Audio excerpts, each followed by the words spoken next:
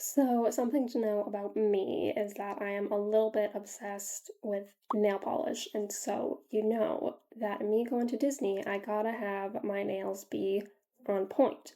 Now, I haven't done nail art in a while. Was I any good at it when I actually did it? No, not really. Am I gonna make it as simple as humanly possible? Yes.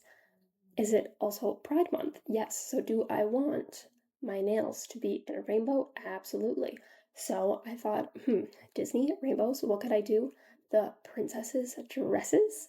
But I have some choices that I need to make because there are multiple princesses for a color, and there are some colors that don't have a clear princess. So I have written some things down, but so pink is going to be Aurora, of course.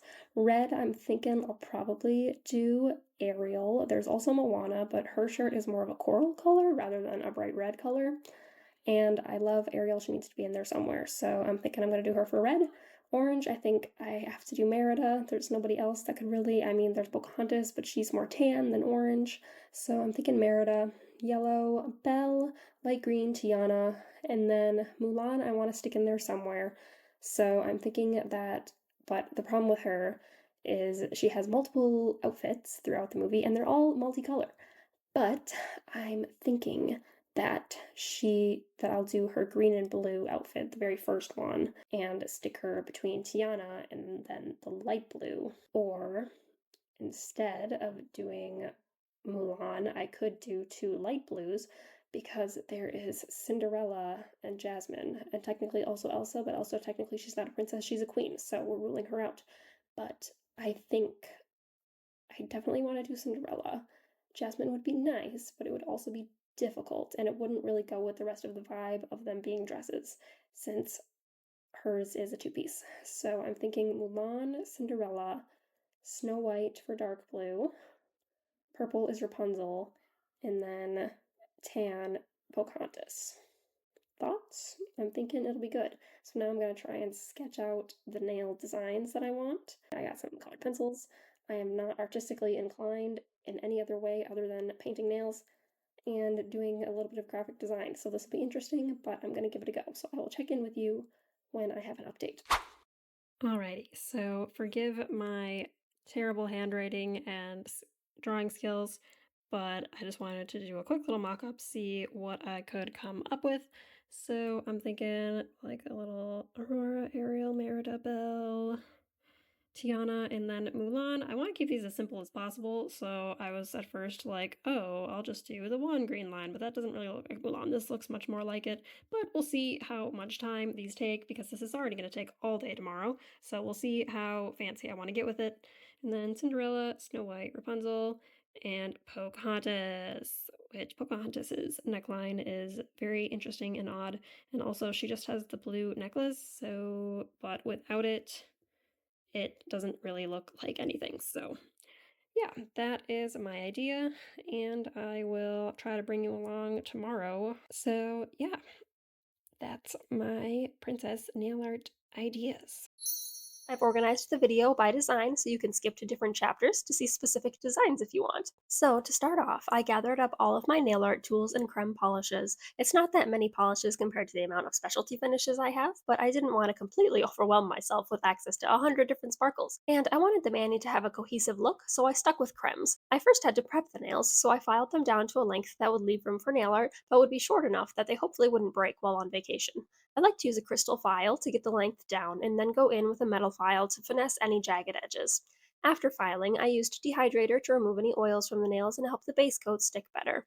I then went in with the Orly Bonder base coat, which, if you didn't know, base coat helps the mani last and protects from very pigmented polishes staining your nails. Also, a little nail painting trick that I like to do is to use a toothpick, or some people use orange wood sticks, to wipe away any excess polish that got on my skin while it's still wet. Any that you don't get right away, you can always remove with acetone and a cleanup brush. The first princess in our mani is Aurora. I started with two coats of my light pink base, Mod About You by OPI, and it is at this point that I should reiterate that I am just an amateur nail artist, plus recording also makes the painting harder because there's a phone in the way, so there will definitely be mistakes, but mistakes are no big deal, they can always be corrected. I didn't have the right shade that I wanted for the bottom of the dress, so once the base was dry, I took Hollow Taco's high tea hibiscus and mixed it with the OPI polish, which gave me the shade I was looking for. I know that her dress is actually darker on top and lighter on the bottom, so I could have swapped the pinks, but I felt that keeping the white on top of the darker color would look more accurate. Something that I forgot to show was that I did use a coat of Orly's second dry top coat over the base color and put on a piece of striping tape so that I could have a nice straight line when I painted with the nail art brush. Now, if I were to do this design again, I would have done this part differently. I decided to use a stamping polish white, which wasn't a great idea because stamping polish dries almost instantly when it's thin and doesn't dry well when it's thick, so it's not very workable. I also would have used more striping tape as a guide because my shaky, non dominant hands did not exactly make the crisp v neck shape I was hoping for, but overall I think it does evoke Aurora. I did try to go in with acetone to straighten the line I had messed up, and it helped a bit, but I didn't want to do too much for fear of messing up the pink. But in the end, it didn't matter because the white was so thick that my top coat smudged it. Oh well. On to the next one. To start my Ariel nail, I did 2 coats of OPI's Big Apple Red. This is a really great red creme polish. It's not the jelly squishy formula that most red polishes are, it's a true creme, so it works great for nail art. I then took Iris from Fancy Gloss for my lavender color and just decided to use the bottle brush rather than a nail art brush to create a heart shape at the bottom third of the nail to represent her seashell bra. I know it might look intimidating to freehand it like this, but it is actually very easy to do, I promise. Once the purple was dry, I went in and did the same thing with Sally Hansen's hollow green for her tail, making sure to leave some of the purple showing on top. Then I sealed it in with a top coat, and while this is one of the simpler designs that I did, I think it's one of my favorites. For my orange nail, I decided to go with Merida and her fiery orange hair. Thankfully, I had this Essie polish called Let It Slide that was a great match, so I started with 2 coats of that, and when that was dry, I took Simply by LA Colors and made a scoop neckline at the tip of my nail. I could have done the blue first and then used a detail brush to create the dress's trim, but I figured this would be easier. Plus, putting lighter colors on top of darker colors doesn't work great sometimes. So then I took OPI's My Favorite Gal Pal and followed the scoop I made with the tan, trying to only leave a sliver showing, and while it's not perfectly even, it gets the message across. I finished off with a top coat and now it's on to Belle. I only own 2 yellow cremes, but thankfully they were close enough to create Belle's dress. I started with 3 coats of Hollow Taco's Butterscotch Hop for the darker yellow. It's very common for yellow polishes to require 3 coats for full coverage, by the way, so don't get too discouraged if you're having a hard time with the yellow. Just try adding more coats. Within reason, of course. Then I took OPI's Don't Tell a Soul and used the bottle brush to create a heart shape on the bottom third of the nail to be the skirt. I then blotted out some polish onto a piece of paper so that I could dip my dotting tool in it. I used a fairly large dotter and did 1 dot in the middle and 2 strokes to the side to represent the sleeves. Using a nail art brush probably would have been easier for the sleeves, but I figured since I already had polish on the dotter that I'd continue with that. And trust me, top coat always makes nail art look better, unless it smudges it, so make sure it's dry and float the top coat. Nothing beastly about this nail, all beauty. 4 nails down, 6 to go. For Tiana's dress, I used 2 coats of Matcha Maker by Hollow Taco for the base. Now, this nail was supposed to be simple, but for some reason I really struggled with it.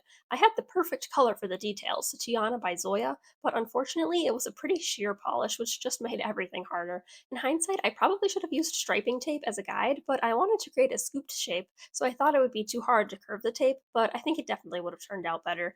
And same with if I had used a striping or detail brush, but I thought a flat brush would be easiest. Adding a top coat helped a bit, but I do wish I would have had time to go back and redo it. But these nails took me at least 4 hours, so I did not have the energy to do so. But it gets the job done. It looks like Tiana's dress to me. My Mulan nail I had to do twice because unfortunately the first time I used way too many coats of polish and did not let them dry enough in between each layer, so when I tried to use a nail vinyl for a straight line, it completely pulled everything up with it. Out of frustration, I unfortunately forgot to film painting the base in the V shape, but I used Hollow Taco's Matcha Maker for the base and Sally Hansen's Hollow Green with a striping brush for the V. I had wanted inside of the V to be yellow, but I decided it wasn't worth the hassle. And now being scared of ruining my progress again, I freehanded the blue with a nail art brush, so it wasn't a very straight line, but I was okay with that. Then I took OPI's Big Apple Red and used the bottle brush to create her belt. With a coat of quick dry top coat, it actually ended up looking pretty decent.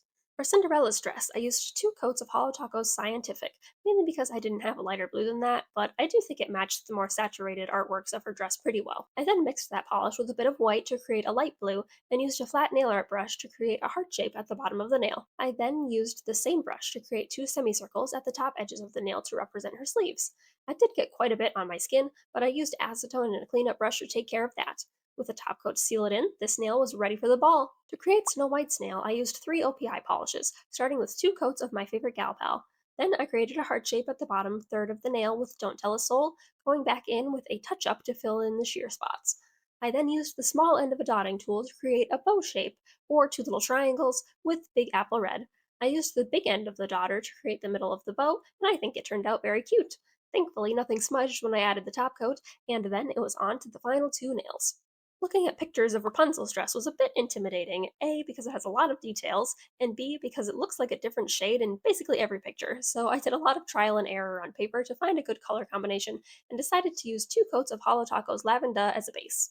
I then used a coat of Orly's second dry top coat to help that dry quicker so that I could use striping tape, and making the tape straight was a lot harder than I expected it to be. But then I went in with Sassy and Chic's 913 just to create some dimension so that the laces wouldn't look like they were floating in space. And here's a tip, be sure to remove tape or vinyls while the polish is still wet for clean lines. I then took Maniology's Restless Dahlia and made 3 X's with a detail brush. Since it was a stamping polish, it was a little hard to work with, but once the top coat flattened everything out, I actually really liked how this design turned out. Last but not least, we have Pocahontas. I figured trying to add the blue for the necklace later would be difficult, especially since the closest color I had was this LA Colors Seafoam, which was quite sheer, so I used 2 coats of that for a base to start. I then used Holo Taco's See Y'all Later Chai and painted 3/4 of the nail, attempting to create a bit of a heart shape near the cuticle for a neckline. I used a detail brush to create the sleeve on her shoulder. I then took LA Colors Simply and used a detail brush to create a stripe of fringe. Once the top coat was on, the difference in the colors stood out beautifully, and my princess manicure was complete. I did consider adding a matte top coat, but it seems like my polish always chips faster if it's matte. Do y'all find that to be the case also? But overall, I was happy with the way the mani turned out, and it ended up lasting the whole trip with minimal chips. Which hand or nail is your favorite? Be sure to watch our Disney vlog to hear about how the characters reacted to seeing my nails, and if you want to join in the hobby ever after, be sure to subscribe. Bye bye!